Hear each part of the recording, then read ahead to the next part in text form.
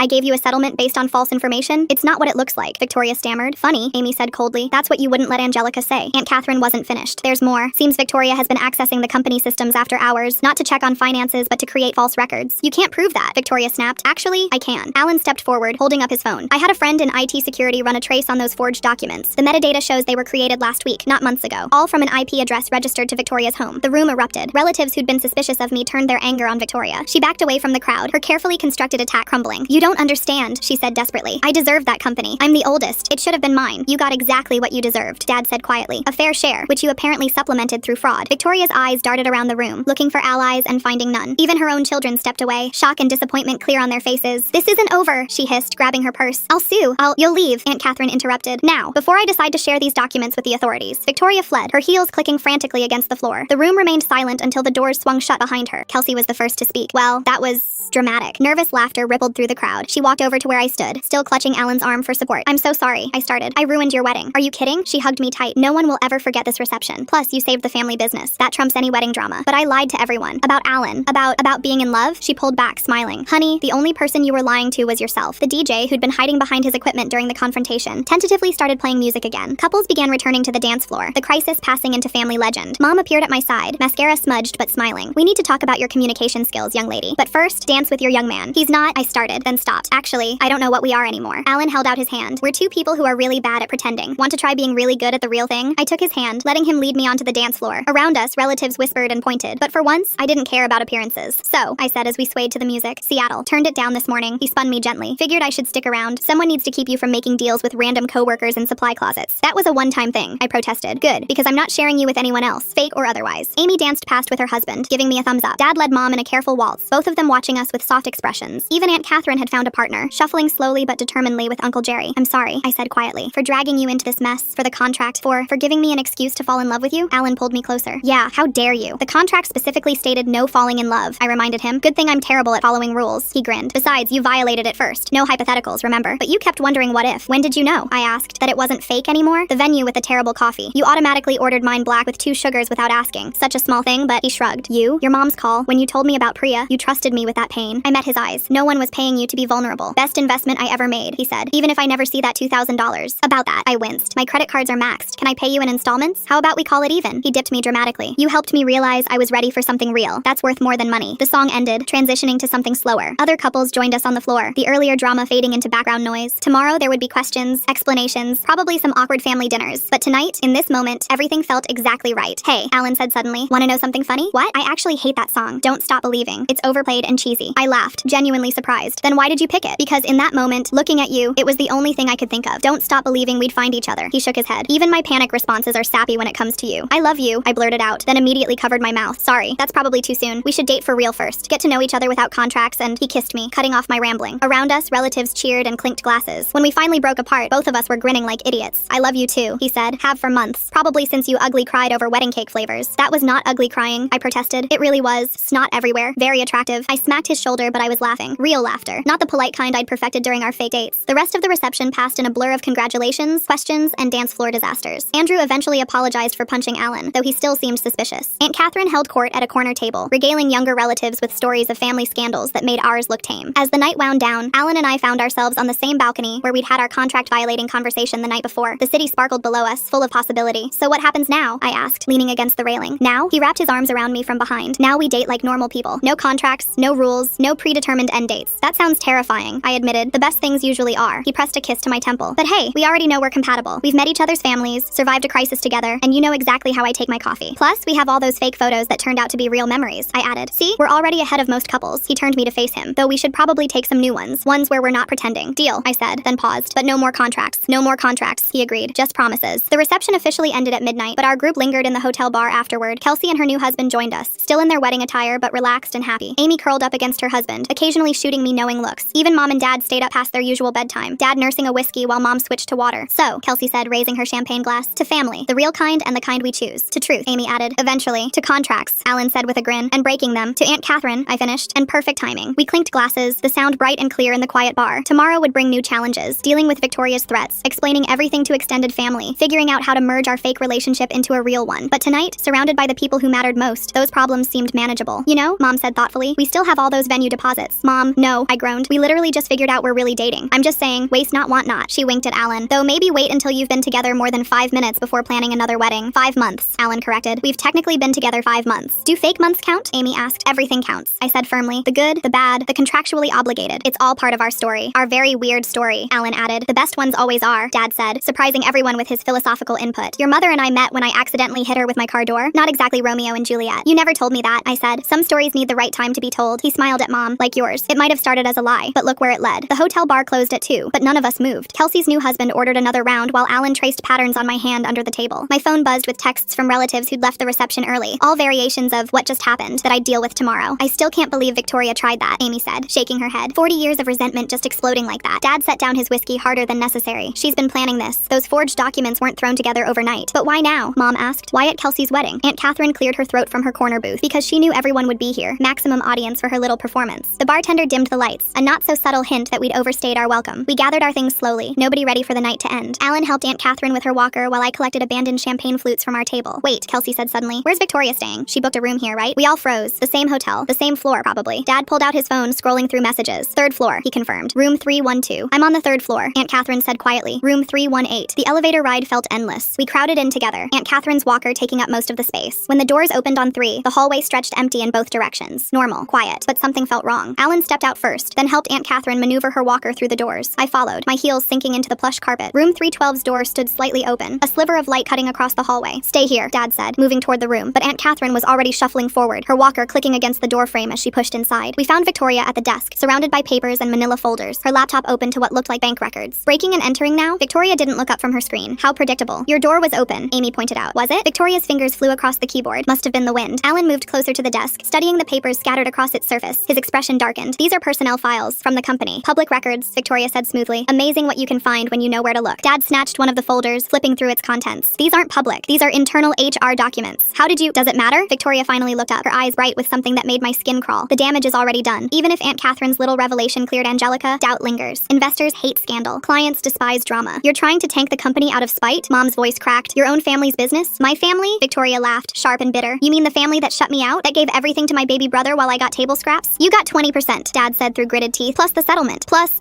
nothing. Victoria slammed her laptop shut. 20% of what should have been mine entirely. Do you know what it's like? Watching him build something I helped start? Watching him hand positions to his daughters while my children get nothing? Your children chose their own paths, Aunt Catherine interjected. Jonathan's a doctor. Joni runs her own restaurant. They weren't given the option. Victoria stood abruptly, papers cascading to the floor. He made sure of that, kept them at arm's length, made them feel like outsiders in their own family. Alan bent to gather the fallen documents, but Victoria's heel came down on his hand. He jerked back with a hiss of pain. Don't touch those, she warned. Enough, I said, finding my voice. What do you want, Victoria? Really? She studied me for a long moment, something calculating in her expression. What I've always wanted. What's rightfully mine. The company, Dad said flatly. Not just the company. Victoria moved around the desk, her movements predatory. Recognition, respect, my place in this family's history. You had that, Amy protested. You threw it away with lies and manipulation. I threw it away? Victoria's voice rose. I was pushed away, sidelined, treated like a footnote in my own family's story. Kelsey appeared in the doorway, still in her wedding dress but with sneakers replacing her heels. Security's on their way up. Someone complained about noise. Victoria's face went pale. She lunged for her laptop, but Alan was faster, snatching it away. She grabbed for the folders next, clutching them to her chest like armor. Those won't help you, Aunt Catherine said calmly. Whatever scheme you're planning, it's over. You don't know anything, Victoria spat. You've been in Florida playing retirement while I've been here, fighting for what's mine. Fighting? Dad stepped forward. You call forgery and fraud fighting? I call it survival. Victoria backed toward the window, papers crumpling in her grip. You have no idea what I've sacrificed, what I've lost. You lost it yourself, Mom said quietly. Every choice you made led here. Two security guards appeared in the doorway, their expressions professionally neutral. Kelsey whispered something to them, gesturing toward Victoria. Ma'am, the taller guard said, we've had complaints. I'm going to need you to come with us. I'm a guest here, Victoria protested. I have a room. Not anymore. The hotel manager appeared behind the guards. Given tonight's disturbance and multiple complaints, we're asking you to leave the premises. Victoria's grip on the folders tightened. You can't do this. Actually, we can. The manager held up a tablet showing security footage. We have video of you accessing areas you weren't authorized to enter, including the business center after hours. My stomach dropped. The business center, where the reception's projection system was controlled, where she'd uploaded those forged documents. You broke into hotel property? Alan asked, incredulous. Victoria's mask finally cracked completely. I did what I had to do, what none of you would ever understand. The security guards moved forward, flanking her. She clutched the folders tighter, papers spilling onto the floor. Bank statements, personnel files, photos of family gatherings with faces circled in red ink. How long have you been planning this? I asked, staring at the scattered evidence of her obsession. Since the day he cut me out, she said, eyes locked on Dad. Since the day you decided your daughters were worth more than your sister. I never— Dad started. Save it. Victoria let the guards guide her toward the door. This isn't over. You can kick me out, but I know things. I have copies. You have nothing, Aunt Catherine interrupted, except a future explaining yourself to authorities. Victoria jerked against the guard's hold. You wouldn't dare. Try me. Aunt Catherine's voice was steel. I've been patient for 40 years. That ends tonight. The guards escorted Victoria out, her protests echoing down the hallway. We stood in the wreckage of her room, surrounded by evidence of months, maybe years, of planning. Alan knelt to gather more papers, wincing as he flexed his injured hand. Let me see, I said, taking his hand gently. A purple bruise was already forming where Victoria's heel had connected. It's fine, he said, but let me examine it anyway. We need to go through all of this, Dad said, surveying the mess. See what else she might have planned. Tomorrow, Mom said firmly. Tonight, we rest, we process, A crash echoed from the hallway. We rushed out to find Victoria on the floor, her ankle twisted at an unnatural angle. The security guards knelt beside her, one already calling for medical assistance. Don't touch me, she screamed, trying to crawl away. This is assault. I'll sue everyone. The hotel, the family, everyone. Ma'am, you need to stay still, the guard said. You fell. We were barely touching you. Liar! But her movement sent fresh pain across her face. My ankle. The EMTs arrived within minutes, professional and efficient. They stabilized her ankle while she continued threatening lawsuits, her voice growing hoarse. As they loaded her onto a stretcher, she locked eyes with me. This is your fault, she hissed. All of it. If you hadn't lied about your engagement, none of this would have happened. You're right, I said quietly. I lied, but you chose how to respond. You chose to forge documents, to break into systems, to try to destroy your own family. My family destroyed me first, she said as they wheeled her away. The hallway fell silent. Hotel guests peered out from cracked doors, drawn by the commotion. The manager apologized profusely, offering comp rooms and free breakfast. We declined, too exhausted to care about amenities. I'll stay and deal with the room, Dad said, gesturing to Victoria's open door. Make sure nothing important disappears. I'll help, Alan offered, but I tugged him back. Your hand needs ice, I said, and we need to talk. We left Dad and the hotel manager to sort through Victoria's abandoned schemes. The elevator ride to my floor passed in silence, Alan cradling his bruised hand against his chest. In my room, I wrapped ice in a towel while he sat on the bed, watching me with an unreadable expression. Quite a night, he finally said. Not exactly typical wedding reception entertainment. I pressed the ice to his hand, sitting beside him. I'm sorry she hurt you. Physically or emotionally? He attempted a smile. Because I've had worse on both counts. This is serious, Alan. She could have broken your hand, but she didn't. He adjusted the ice with his free hand. And honestly, getting stepped on by your aunt is probably the least weird thing that's happened to us. Despite everything, I laughed. Our relationship timeline is insane. Fake engagement, real feelings, family fraud scheme, villain revelation, and now what? Now we figure figure out what normal looks like, he said. Without contracts or crises or crazy ants, do we even know how to do normal? Only one way to find out. He set aside the ice, taking my hand with his uninjured one. But first, I need to tell you something. My heart stuttered. If this is where you reveal you're also committing fraud, I might scream. No fraud. Just, he took a breath. I didn't turn down Seattle this morning. The words hit like cold water. What? I wanted to, planned to, but when I called, they'd already filled the position. He squeezed my hand. I spent 3 days paralyzed by indecision, and it cost me the job. Alan, I'm so sorry. Your loans will get paid eventually. That's not the point. He met my eyes. The point is, I hesitated because I was scared. Not of staying, but of admitting why I wanted to stay. Why did you want to stay? You know why. His thumb traced circles on my palm. The same reason you cried over wedding cake. The same reason we broke our own rules. Because somewhere in all the pretending, we forgot we were pretending. So what do we do now? Now, he pulled me closer. Now we stop pretending altogether. No more contracts, no more rules, just us, figuring it out as we go. That terrifies me, I admitted. Me too. He pressed his forehead to mine. But I'd rather be terrified with you than safe with anyone else. A knock interrupted whatever I might have said. Amy's voice carried through the door, urgent and strained. Angelica, you need to come back upstairs. Now. We found them in Aunt Catherine's room, crowded around her laptop. Dad looked pale. Mom gripped his arm, and Amy gestured frantically at the screen. What's wrong? I asked. Victoria sent emails, Amy said, to the entire client list, board members, investors, everyone. My legs went weak. Alan steadied me as I leaned over to read the screen. The email was lengthy, detailed, and devastating. Victoria had laid out her version of events. My fake engagement, the money she claimed I'd stolen, the family's supposed corruption, but worse, she'd attached documents. Some forged, some real, all damaging when presented without context. When? I asked. Scheduled send, Dad said grimly. Set to go out at 3 a.m. We have, he checked his watch, 12 minutes. Can we stop it? Not from here. Alan was already pulling out his phone. But I know someone who might help. He dialed quickly, speaking in rapid technical terms I didn't understand. The minutes ticked by with agonizing slowness. Mom paced. Amy refreshed the email constantly. Aunt Catherine sat perfectly still, her expression unreadable. Got it, Alan said suddenly. He's in. He's trying to access the server. Is that legal? Mom asked. Do we care? Amy shot back. Alan's friend worked frantically on the other end of the line. We watched the clock, holding our breath. 2:57, 2:58, 2:59. Done, Alan announced. Emails deleted from the server. Crisis averted. The room exhaled collectively. Dad sank into a chair, head in his hands. Mom rubbed his back while Amy high-fived Alan. We're not done, Aunt Catherine said quietly. Victoria won't stop. Not after tonight. Then what do we do? I asked. We protect ourselves, Dad said, raising his head. First thing Monday, we audit everything. Every account, every transaction, every document she might have touched. I'll help, Alan offered. My IT friend owes me favors. We can trace her digital footprint, see what else she might have planned. And I'll handle the legal side, Aunt Catherine added. My lawyer has been begging for something interesting. This is going to get ugly, Mom warned. It already is, Amy pointed out, but we're together. That's what matters. We stayed in Aunt Catherine's room until dawn broke over the city. Plans were made, strategies discussed, alliances strengthened. By the time exhaustion forced us to our beds, we had a battle plan. Alan walked me to my room one last time. So much for our normal first date, he said. Please, normal is overrated. I kissed him softly. Besides, we've already survived fake engagements and family fraud. Everything else should be easy. I love your optimism, he said, completely unfounded, but adorable. I love you too, I replied, then froze. I mean, I know what you mean. He kissed me again. Get some sleep. Tomorrow we start our real relationship. No contracts, no drama, just us. But as I closed the door, I knew he was wrong. The drama wasn't over. Victoria's emails might be stopped, but her campaign had just begun. There would be investigations, accusations, family divisions that might never heal. Monday arrived too quickly. The office felt different knowing what waited in the company files. Alan met me at the elevator with coffee and a grim expression. My friend found something, he said quietly. Victoria's been in the system for months. She has copies of everything. Then we're screwed? Not necessarily. He guided me to a conference room where Dad, Amy, and the company lawyer waited. We have options. The next hours blurred together. Financial audits, security reviews, HR investigations. Victoria had been thorough, but she'd also been sloppy. Her digital fingerprints were everywhere, evidence of her long-planned revenge. We can prove the forgeries, the lawyer announced, but it'll be messy, public, expensive. Do it, Dad said without hesitation. I won't let her destroy what we built. By noon, official letters were sent. By evening, Victoria's lawyer called. She wanted to negotiate. No, Dad said flatly. She made her choice. The war had begun.